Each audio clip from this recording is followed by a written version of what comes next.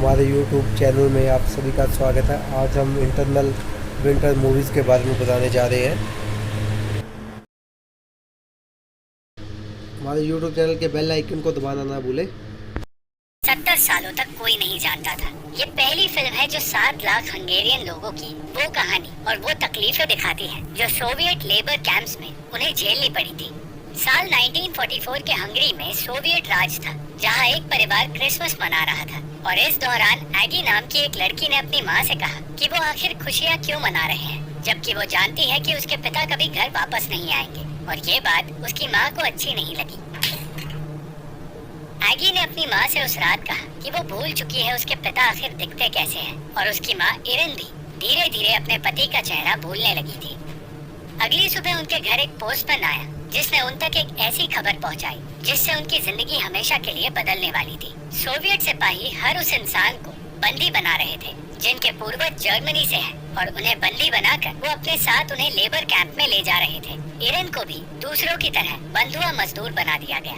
जो भी उन लोगों से बचकर भागने की कोशिश करता उसे मार दिया जाता। इसलिए उनके कैद में रहकर इरिन को काम करना पड़ेगा। वो जानती थी कि अब शायद वो घर वापस नहीं आ पाएगी, पर उसने अपनी बेटी से वादा किया कि वो जल्द ही घर वापस लौटेगी और दूसरी औरतों और मर्दों के साथ इरिन कैदी बनने के इस सफर पर निकल पड़ी। रास्ते में उसने देखा कि सोवियत सिपाही दूसरी औरतों का फायदा उठाने की कोशिश कर रहे हैं, और फिर उसकी मुलाकात एना नाम की लड़की से हुई जो सुन नहीं सकती। इरिन ने उसे खाना दिया और उसकी मदद की। पैदल लंबा सफर तय करने के बाद उन्हें ट्रेन में ले जाया गया, जहाँ से वो लोग लेबर कैंप में ले जाए जाने वाले थे। ट्रेन में जाने से पहले कुछ लोगों ने भागने की कोशिश की और इरिन की आंखों के सामने ही वो लोग मारे गए।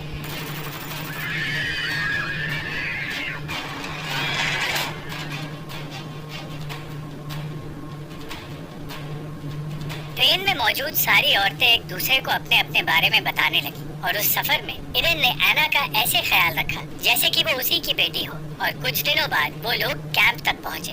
उस सफर में एक औरत बुरी तरह बीमार हो गई, और जब उसकी मदद करने के लिए इरिन ने एक सिपाही से बात की तो वो उसे पीटने लगा, पर सही वक्त पर एवा नाम की एक औरत ने उसे बचा लिया। उन औरतों को उस वक्त समझ आ गया था कि जिस कैंप में उन्हें ले जाया जा रहा है वो किसी नर्क से कम नहीं, और वहाँ लोगों की मौत भी हो सकती है। अंदर जाते ही उन लोगों के साथ जानवरों सा सलूक होने लगा, और उनसे उनके सारे कपड़े छीनकर वहाँ मौजूद सिपाहियों ने उनका एग्जामिनेशन किया। एवा एक रशियन थी, पर उसका पति एक जर्मन था, इसीलिए उसे वहाँ बंदी बनाया गया था, और सिपाहियों की बातें उन बंदियों तक पहुँचाने के लिए एवा को ट्रांसलेटर का काम दिया गया था। इन आम नागरिकों को उस गुनाह की सजा दी जा रही थी जो नाजीज ने किया था, और उन्हें खाने में सिर्फ पानी और एक ब्रेड दिया जा रहा था। वो लोग अपने घर से 2000 किलोमीटर दूर थे, और उन्हें इस बर्फ में धंसी जगह पर माइनिंग का काम दिया जा रहा था। उन्हें यह बताया गया कि उन्हें ये काम तब तक करना होगा जब तक वॉर खत्म ना हो जाए। खदान में काम करते हुए इरिन की मुलाकात एक और बंदी से हुई जिसका नाम रामन था। इरिन वहाँ भी एना से दूर नहीं होना चाहती थी, और ऐसा करने के लिए उसने एक ऐसी जगह काम करना शुरू किया जहाँ उसे हर वक्त झुककर काम करना पड़ रहा था। ठंड और मजदूरी से इरिन की हालत बदतर हो गई थी, और ना तो उनके लिए नहाने का पानी बचा था और ना ही खाना बचा था, क्योंकि इरिन और एना को अपना कोटा पूरा करने में देरी हो गई थी।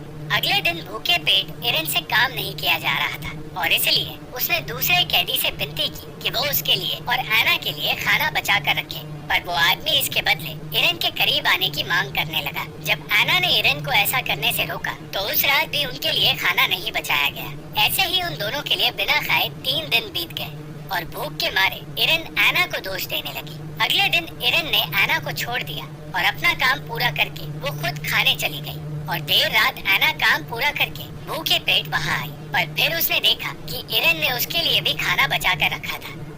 रामन इरिन को पसंद करने लगा था, जिसके बारे में कोई नहीं जानता था, और इसीलिए इरिन को खाने की कोई कमी नहीं हो रही थी। दूसरी ओर एवा सोवियत सिपाहियों के साथ रहने लगी थी, और इसीलिए उसे कोई मजदूरी करनी नहीं पड़ रही थी। अगले दिन एना बुरी तरह बीमार हो गई, पर जब उसे हॉस्पिटल ले जाया गया तो उसे वहाँ जगह नहीं दी गई। इरिन दिन रात उसका ख्याल रखती रही, पर उसकी तबीयत बेहतर नहीं हुई, और फिर एक दिन कुछ सिपाहियों ने आकर इरिन के गिड़गिड़ाने के बावजूद जबरदस्ती एना को काम पर भेज दिया। खदान में काम कर रहे एक आदमी से कहकर इरिन ने दवाइयाँ मंगवाने का इंतजाम किया, जिसके बदले एक ट्रक ड्राइवर ने इरिन से एक घड़ी मांगी, पर क्योंकि इरिन के पास उस वक्त कोई घड़ी नहीं थी, उसने अपनी शादी की अंगूठी उसे दे दी। ऐसा करने के बाद बहुत देर तक इंतजार करने के बावजूद दवाइयाँ लेकर वो वापस नहीं लौटा और फिर खाने के लिए एरन और एना को बुलाया गया। ना चाहते हुए भी उन्हें वहाँ से बाहर जाना पड़ा, पर बीच रास्ते एरन और एना को रुककर इंतजार करना पड़ा। एरन चाहती थी कि एना जल्द से जल्द ठीक हो जाए और इसीलिए उनका दवाइयों का इंतजार करना बहुत जरूरी था। पर एना की जान अब और खतरे में थी क्योंकि भेड़ियों की नजर उस पर पड़ चुकी थी। एरन के लाख कोशिशों के बाद भी एना अपने आप को संभाल नहीं पा रही थी और बर्फ के बीचों बीच एना की मौत हो गई। पर जब एरन एना की बॉडी को कैंप ले जाने लगी तो उसके सामने भेड़िए आ गए और उसे एना की बॉडी को वहीं छोड़कर कैंप में जाना पड़ा। कैंप में पहुंचते ही उसने सिपाहियों से एना की बॉडी वहां लाने की विनती की, पर वो ऐसा करने में नाकामयाब रही और तब उसने एक बंदूक अपने हाथ में ले ली,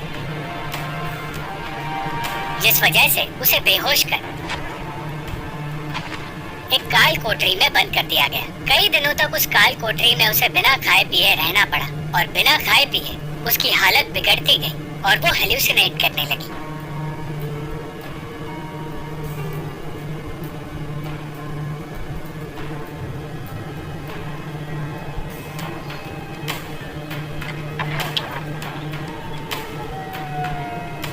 उसे भी एना की ही बीमारी लग गई थी, जिसके बाद उसे बाहर निकालकर डॉक्टर के पास रखा गया, जहां उसका इलाज भी नहीं किया गया।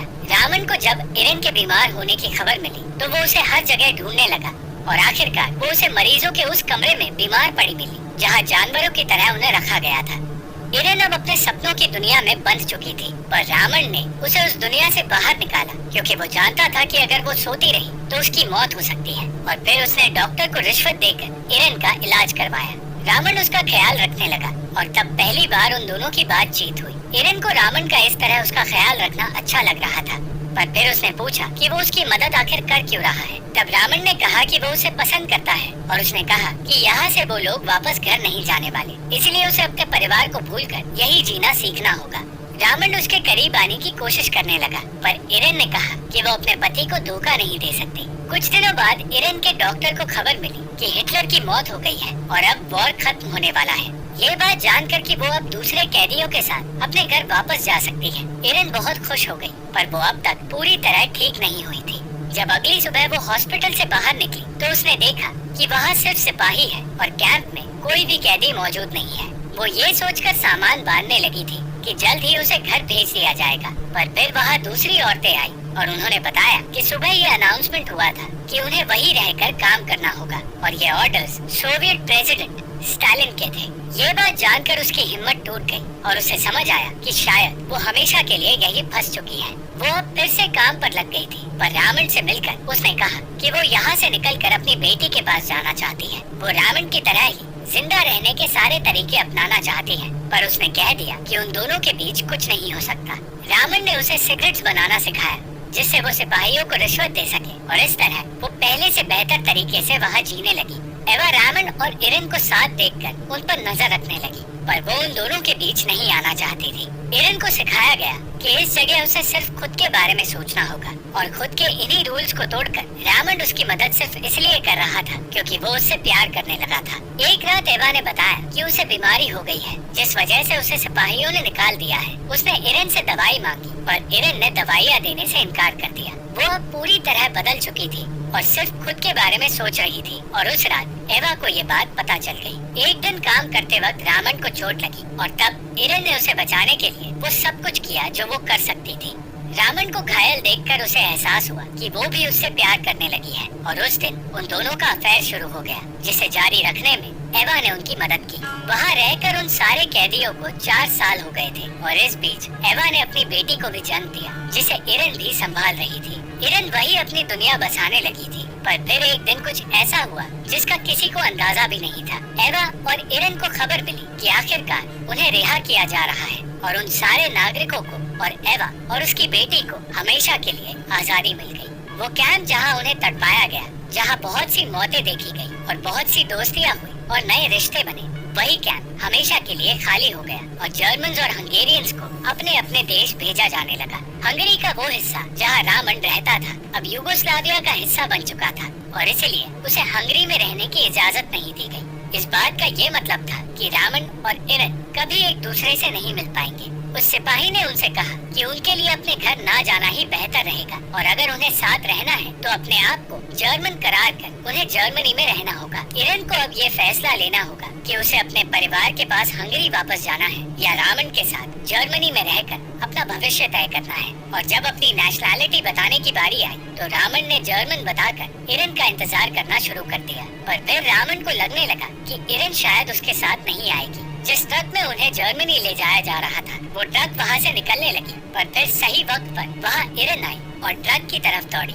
रामन उसे देखकर खुश था, पर फिर इरन ने उसके हाथ में एक चिट्ठी थमाई और हमेशा के लिए उसे अलविदा कह दिया। इरन ने हंगरी में अपने परिवार के पास रहने का फैसला कर लिया था और रामन का उसके प्यार के लिए उसने शुक्रिया अदा किया। वो वापस अपने घर लौट गई जहाँ उसे उसके माता पिता मिले जो 4 सालों बाद अपनी बेटी को देख रहे थे। इरन के पति की वॉर में मौत हो चुकी थी और अंत में उसे उसकी बेटी मिली जिससे मिलने के वादे ने ही इरन को अब तक जिंदा रखा था। 7 लाख कैदियों में से 3 लाख लोग कभी वापस घर लौट कर ही नहीं आ पाए और जो वापस आए उन्हें अपने कैंप की सच्चाई बताने से हमेशा